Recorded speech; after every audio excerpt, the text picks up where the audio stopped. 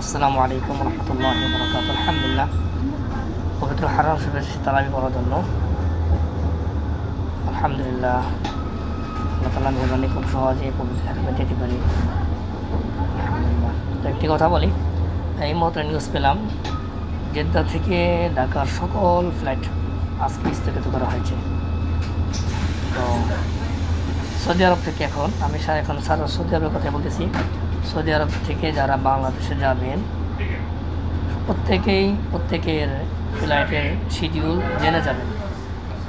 এখন বিভিন্ন জায়গা থেকে ফ্লাইট বাতিল হয়ে যাচ্ছে,